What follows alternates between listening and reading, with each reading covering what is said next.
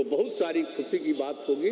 इसलिए आज के इस अवसर पर हम सब लोगों को बहुत प्रसन्नता है, आपका स्वागत करते हैं, आपका अभिनंदन करते हैं और आप यहाँ पर आ गए, हम लोगों को बहुत खुशी है। तो इन्हीं शब्दों के साथ मैं आप अपनी बात समाप्त करता हूं और सारे लोग जो इस कार्यक्रम में मौजूद हैं उनका भी मैं स्वागत करता हूं, उनका भी मैं अभिनंदन करता हूं और इन्हीं शब्दों के साथ मैं अपनी बात को समाप्त करता हूं। बहुत बहुत धन्यवाद।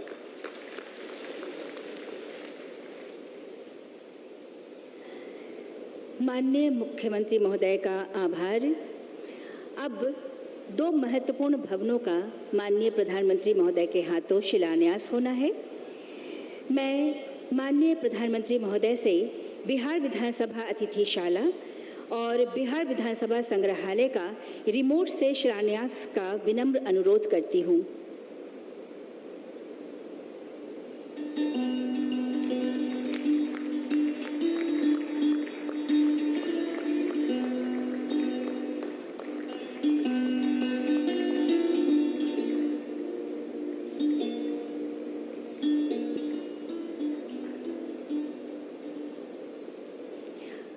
धन्यवाद।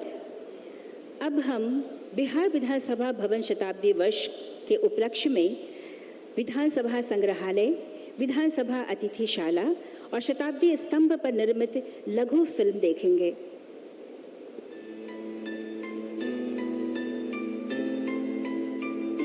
बिहार विधानसभा भवन के 100 वर्ष पूर्ण होने के अवसर पर शताब्दी स्मृति स्तंभ का निर्माण किया गया है। इसका शिलान्यास 21 अक्टूबर 2021 को महामहिम राष्ट्रपति श्री रामनाथ कोविंद के कर कमलों से हुआ था।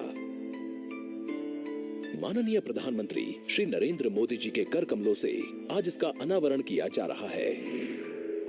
अतीत में निर्मित स्तंभों की भव्य परंपरा के साथ आधुनिक तकनीकों और सामग्रियों का समावेश कर इस स्तंभ का डिजाइन तैयार किया गया है। भारतीय वास्तुकला और वास्तुशास्त्र के सिद्धांतों का पालन करते हुए स्तंभ को अष्टकोण के रूप में डिजाइन किया गया है। अष्टकोणीय संरचना इस स्तंभ की नींव तक फैली हुई है, जहां अष्टकोणीय पाइल कैप बनाया गया है। स्तंभ की मूल संरचना कंक्रीट की है, जिसकी बाहरी सतह पर 8 इंच से 18 इंच तक मोटे जैसलमेर सैंडस्टोन का आवरण चढ़ाया गया है, जिसका वजन 54,000 किलोग्राम है। स्तंभ निर्माण में इस्तेमाल किए गए पत्थर एक ही चट्टान से लिए गए हैं, ताकि रंगों में एक रूपता रहे। स्तंभ की ऊंचाई 25 फीट है, जिसे 6 भागों में बांटा गया है। 15 फीट ऊंचे और 21 फीट फैलाव वाले कांस्य एवं पीतल से बने वृक्ष को इस स्तंभ के ऊपरी हिस्से में लगाया गया है, जिसका कुल वजन 2.8 टन है। इस वृक्ष की 9 शाखाएं राज्य के 9 प्रमंडलों, 38 उपशाखाएं 38 जिलों को और विभिन्न आकार के 243 एवं 75 पीतल के पत्ते बिहार विधानमंडल के सदस्यों की संख्या इंगित करते हैं। बिहार विधानसभा भवन के शताब्दी वर्ष के अवसर पर बिहार विधानमंडल की ऐतिहासिक विरासत की प्रदर्शनी हेतु और आम जन में जागरूकता बढ़ाने के उद्देश्य से एक संग्रहालय निर्माण के लिए राज्य कैबिनेट के द्वारा 5 जुलाई 2022 को 48 करोड़ 76 लाख रुपए की राशि को स्वीकृति दी गई और इसके निर्माण की जिम्मेदारी भवन निर्माण विभाग को दी गई है। इसका निर्माण बिहार विधानसभा परिसर के पूर्व दक्षिण कोने में 1.03 एकड़ के भूखंड पर किया जा रहा है। संग्रहालय का निर्माण 60,000 वर्ग फीट में किया जा रहा है, जिसके 12,000 वर्ग फीट कारपेट एरिया में 6 प्रदर्श गैलरियों का निर्माण होगा तथा एक 270 क्षमता का प्रेक्षागृह भी होगा। गैलरियों में बिहार में लोकतंत्र के इतिहास और बिहार विधानसभा के द्वारा संपादित महत्वपूर्ण विधायी कार्यों तथा विधानसभा से जुड़े ऐतिहासिक क्षणों और महान विभूतियों से जुड़ी स्मृतियों को भौतिक और डिजिटल रूप में प्रदर्शित किया जाएगा। देश विदेश से विधायी कार्यों के प्रयोजनार्थ बिहार विधानसभा में आने वाले आगंतुकों के सुगम ठहराव हेतु एक अतिथिशाला का निर्माण किया जा रहा है। इस 3 मंजिले भवन में आधुनिक सुविधाओं से युक्त 7 स्वीट तथा 16 कमरे होंगे। साथ ही मीटिंग हॉल, जिम, कैंटीन एवं पार्किंग के निर्माण का प्रावधान है। आज माननीय प्रधानमंत्री श्री नरेंद्र मोदी जी के द्वारा बिहार विधानसभा संग्रहालय और बिहार विधानसभा अतिथिशाला का शिलान्यास किया जा रहा है। विश्व के पहले गणतंत्र की जन्मस्थली बिहार की धरती पर निर्मित ये शताब्दी स्तंभ एवं संग्रहालय आने वाली पीढ़ियों को बिहार के गौरवशाली इतिहास से परिचित कराएंगे और वर्तमान बिहार की गौरव गाथा की गवाही भी देंगे।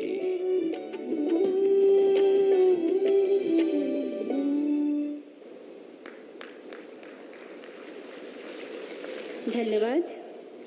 इसके साथ ही हमने विधानसभा भवन शताब्दी समारोह और आज़ादी के अमृत महोत्सव के अवसर पर एक पुस्तक का प्रकाशन किया है, जिसका शीर्षक है इतिहास के झरोखे से जानिए अपनी विरासत को। माननीय प्रधानमंत्री महोदय से इस पुस्तक के विमोचन के लिए विनम्र आग्रह।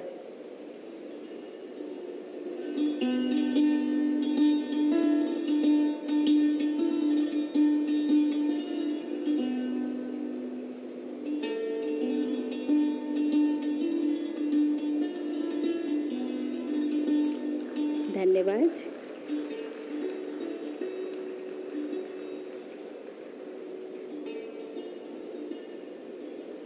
धन्यवाद। अब वो समय आ गया है जिसका हम सब बेसब्री से इंतजार कर रहे थे। हमें माननीय प्रधानमंत्री महोदय के समृद्ध अनुभव के खजाने से कुछ अनमोल विचार व्याख्यान के रूप में सुनने को मिलेगा, जिसका विषय है युवाओं में संवैधानिक अधिकार एवं कर्तव्य के प्रति जागरूकता लाने के लिए विधायकों की भूमिका। माननीय प्रधानमंत्री श्री नरेंद्र मोदी जी से व्याख्यान के लिए विनम्र अनुरोध।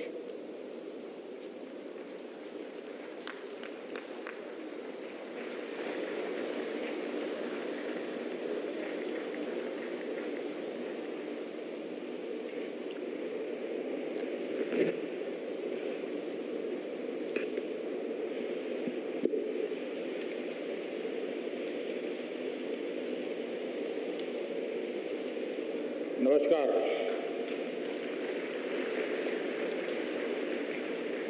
इस ऐतिहासिक कार्यक्रम में हमारे बीच उपस्थित बिहार के राज्यपाल श्री फागू चौहान जी, यहाँ के जनप्रिय मुख्यमंत्री श्री नीतीश कुमार जी, विधानसभा स्पीकर श्री विजय सिन्हा जी, बिहार विधान परिषद के कार्यकारी अध्यक्ष श्री अवधेश नारायण सिंह, उप मुख्यमंत्री श्रीमती रेणु देवी जी, तारकिशोर जी, नेता प्रतिपक्ष श्री तेजस्वी यादव जी, सभी मंत्रीगण, विधायकगण, अन्य महानुभाव, देवी और सज्जनों, आप सभी को, बिहार निवासियों को बिहार विधानसभा भवन के शताब्दी वर्ष की बहुत बहुत शुभकामनाएं। बिहार का ये स्वभाव है कि जो बिहार से स्नेह करता है, बिहार उसे, उस प्यार को कई गुना करके लौटाता है। आज मुझे बिहार विधानसभा परिसर में आने वाले देश के पहले प्रधानमंत्री होने का सौभाग्य भी मिला है। मैं इस स्नेह के लिए बिहार के जन जन को हृदय से नमन करता हूं। मुख्यमंत्री जी का, स्पीकर महोदय का भी हृदय से बहुत बहुत आभार व्यक्त करता हूं। साथियों, मुझे कुछ देर पहले शताब्दी स्मृति स्तंभ के लोकार्पण का अवसर भी मिला।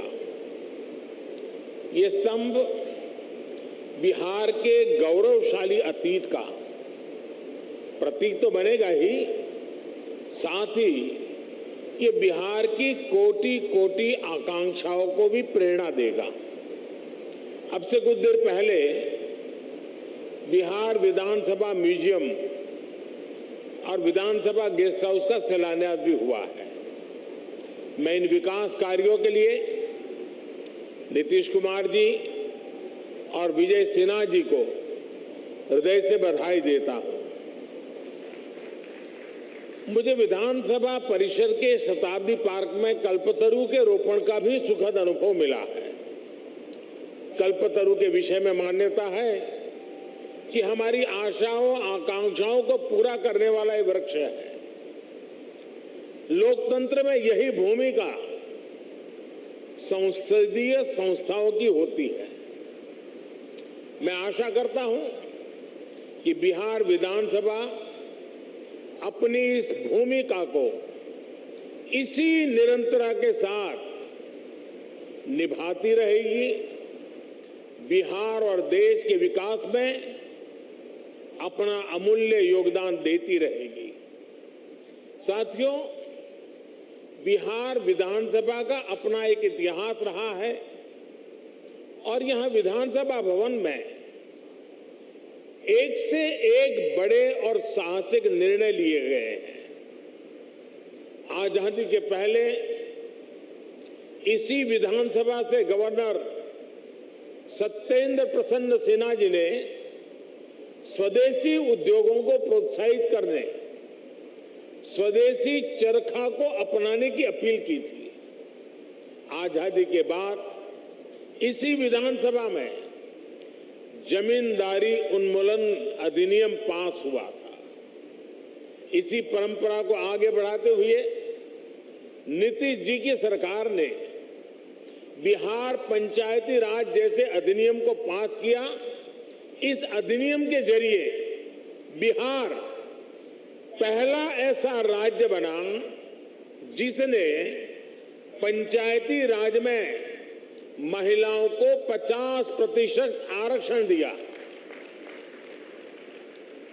लोकतंत्र से लेकर समाज जीवन तक समान भागीदारी और समान अधिकार के लिए कैसे काम किया जा सकता है, ये विधानसभा इसका उदाहरण है।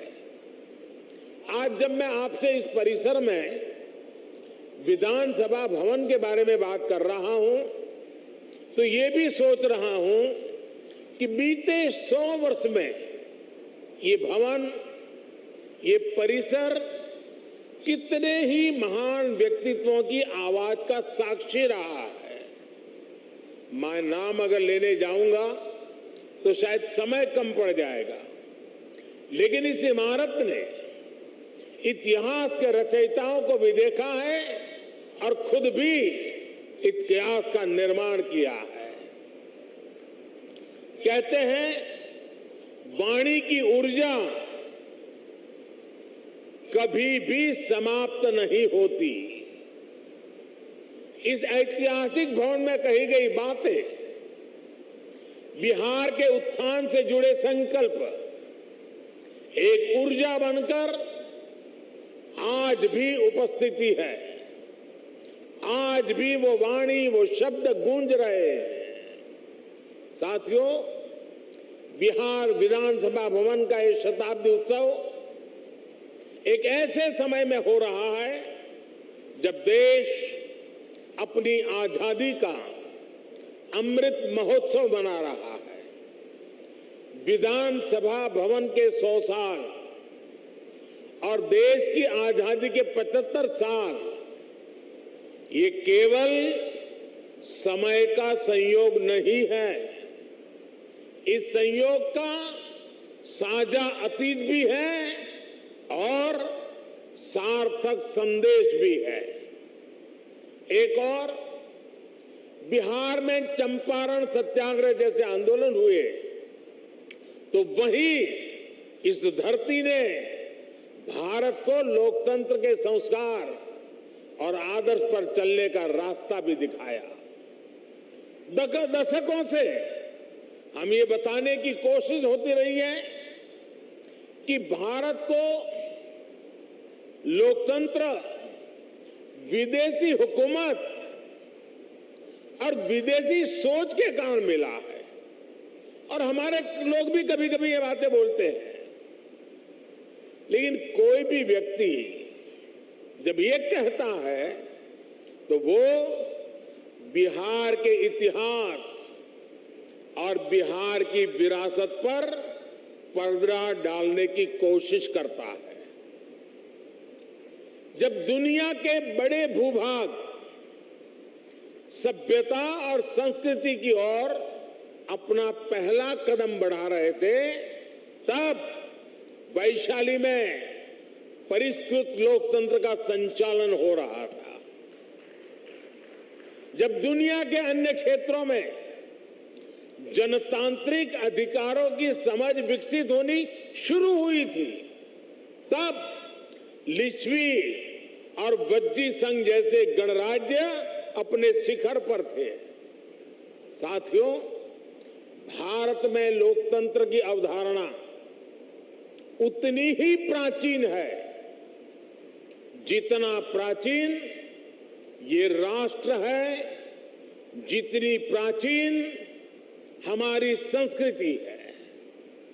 हजारों वर्ष पूर्व हमारे वेदों में कहा गया है, त्वाम विशो वृणताम, त्वाम विशो वृणताम राज्याय त्वाम मिमाहा प्रदिशः पंचदेवी, अर्थात राजा को सभी प्रजा मिलकर स्वयं चुने और विद्वानों की समितियां उसका निर्वाचन करें। ये वेद में कहा गया है, हजारों साल पूरे ग्रंथ में कहा गया है। आज भी हमारे संविधान में सांसदों, विधायकों का चयन, मुख्यमंत्री, प्रधानमंत्री, राष्ट्रपति का चयन इसी लोकतांत्रिक मूल्य पर टिका हुआ है। एक विचार के रूप में हमारे यहां लोकतंत्र इसलिए हजारों वर्षों से जीवित है क्योंकि भारत लोकतंत्र को समता और समानता का माध्यम मानता है।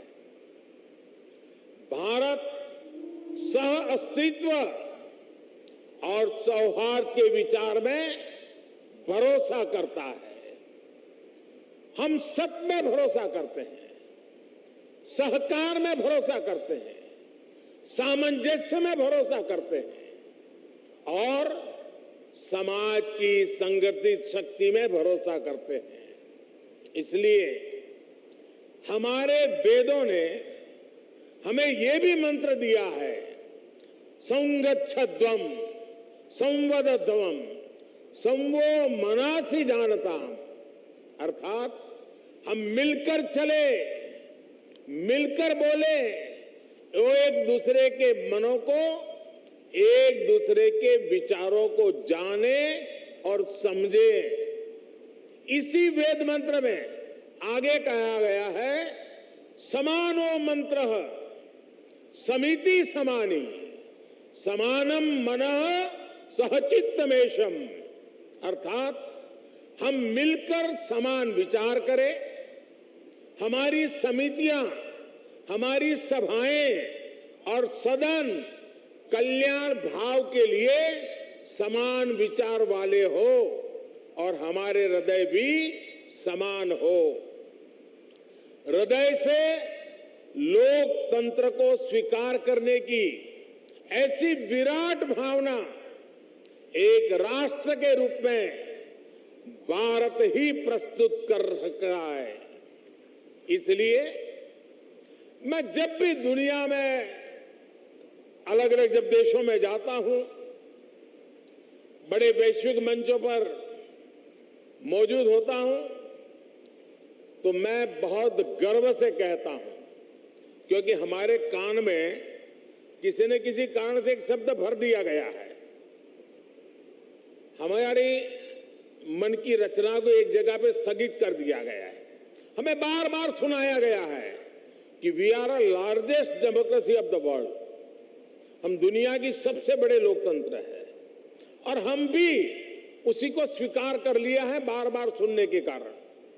मैं आज भी दुनिया के मंच पर जब भी जाता हूं, बड़े गर्व से कहता हूं कि विश्व में लोकतंत्र की जननी ये भारत है।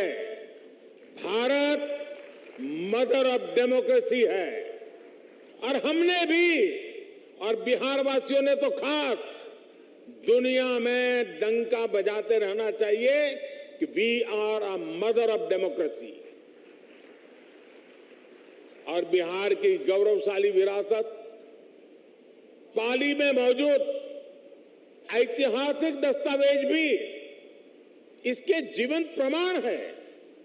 बिहार के इस वैभव को न कोई मिटा सकता है, न कोई छिपा सकता है।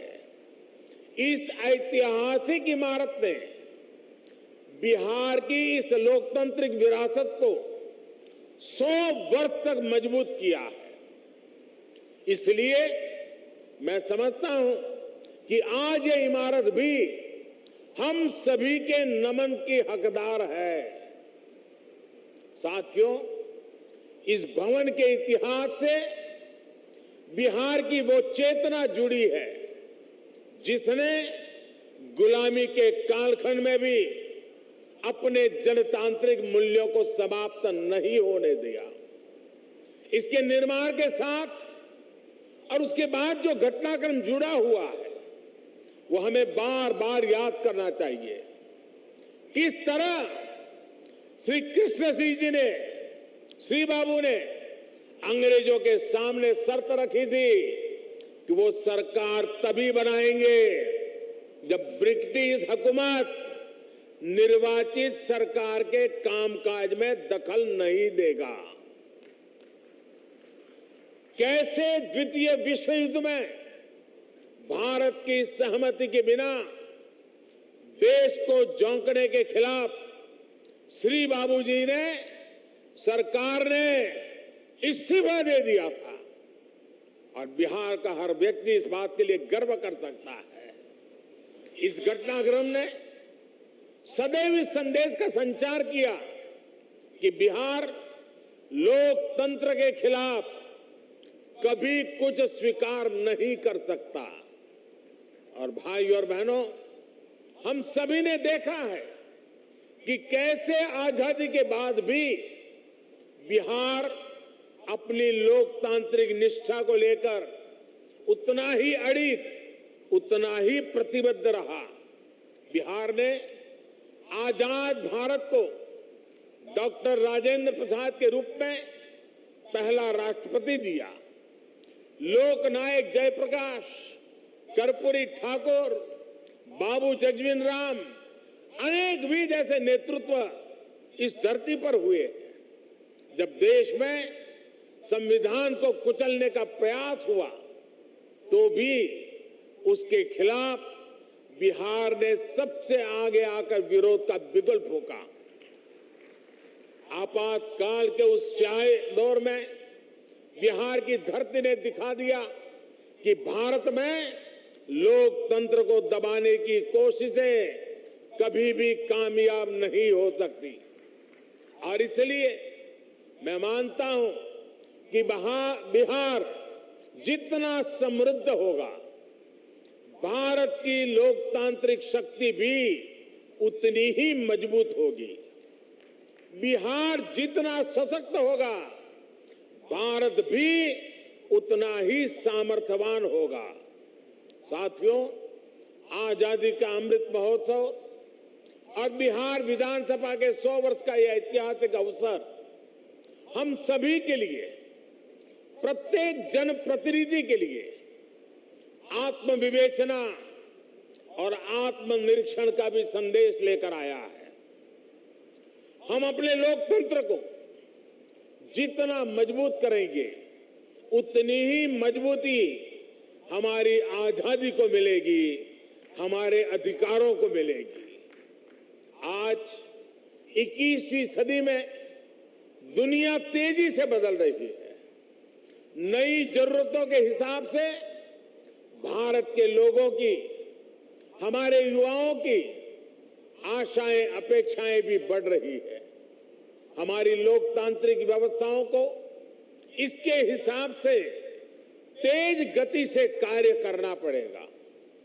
आज जब हम आजादी के 75वें साल में एक नए भारत के संकल्प के साथ आगे बढ़ रहे हैं, तो इन संकल्पों को आगे बढ़ाने की जिम्मेदारी हमारी संसद और विधानसभाओं पर भी है।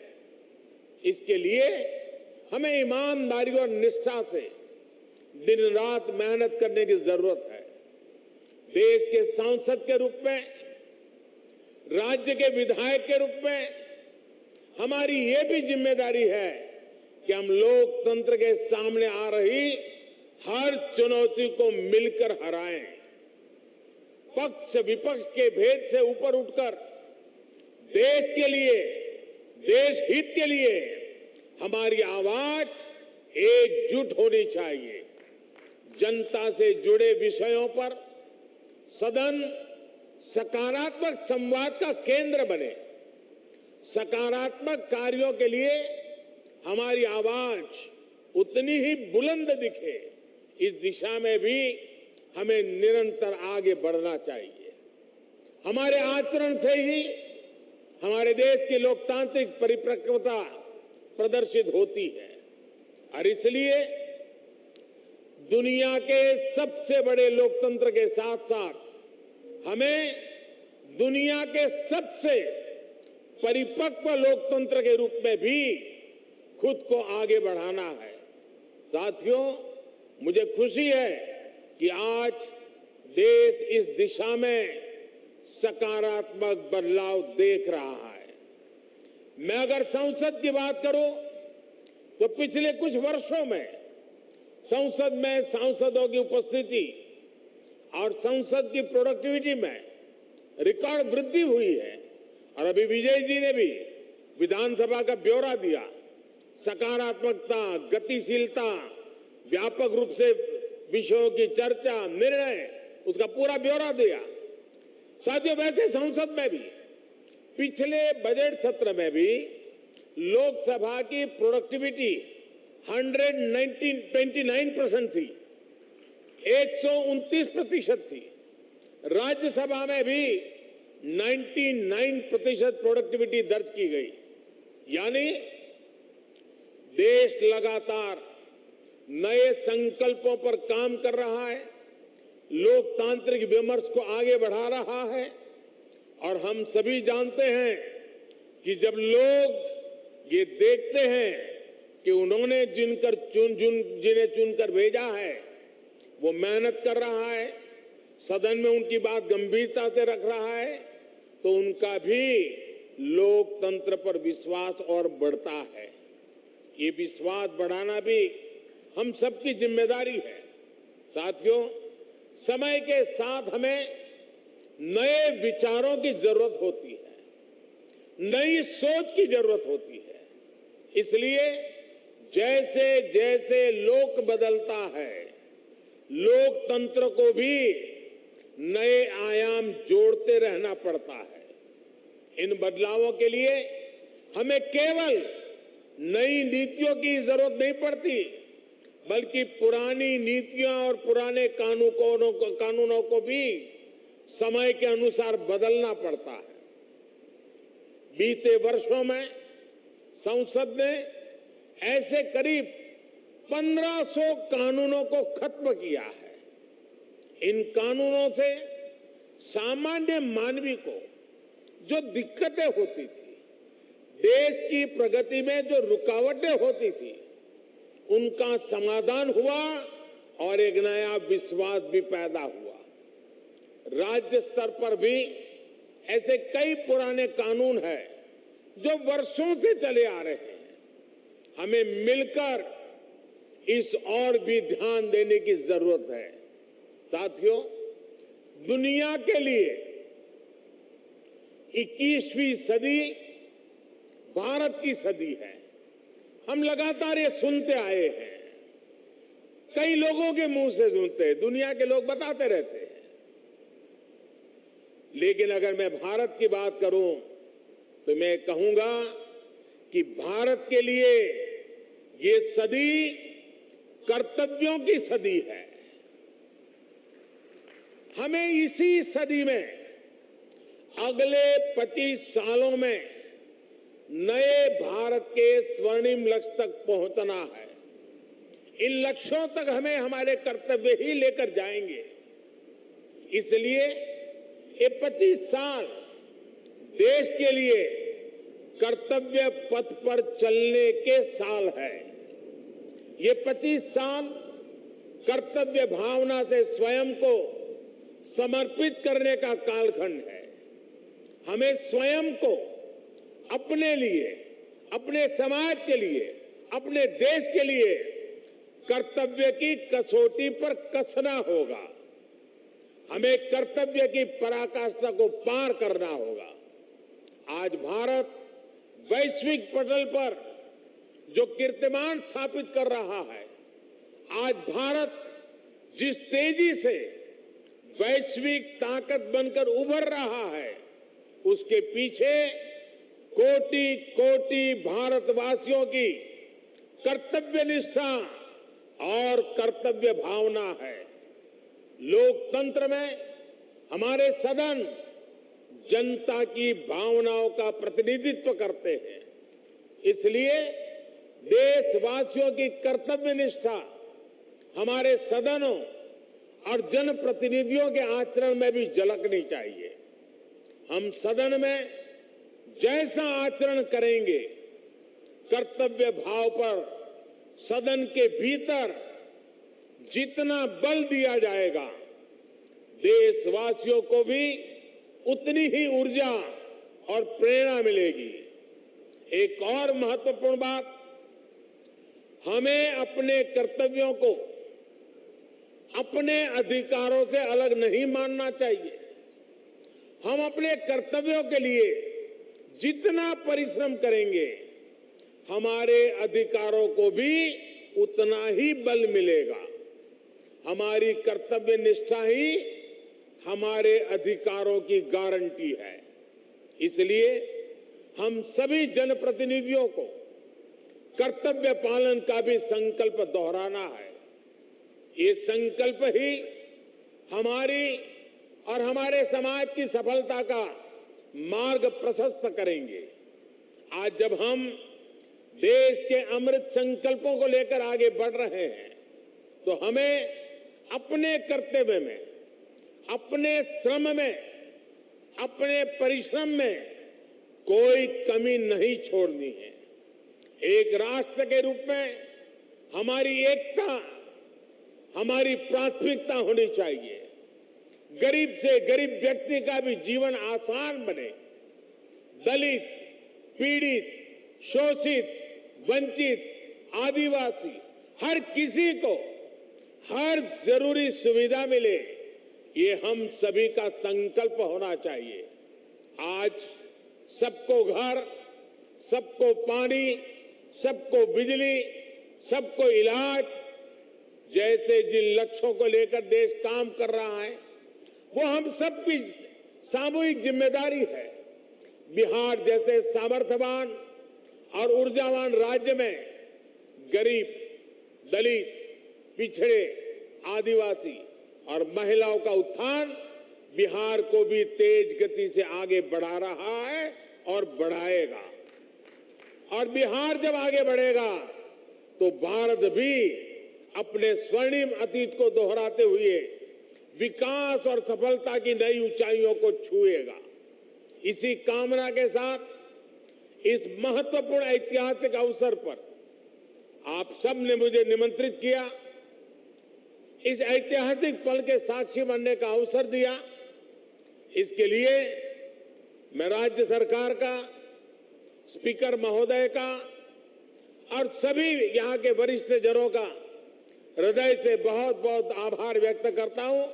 अनेक अनेक शुभकामनाओं के साथ इस 100 साल की यात्रा आने वाले 100 साल के लिए नई ऊर्जा का केंद्र बने, इसी एक अपेक्षा के साथ बहुत बहुत धन्यवाद।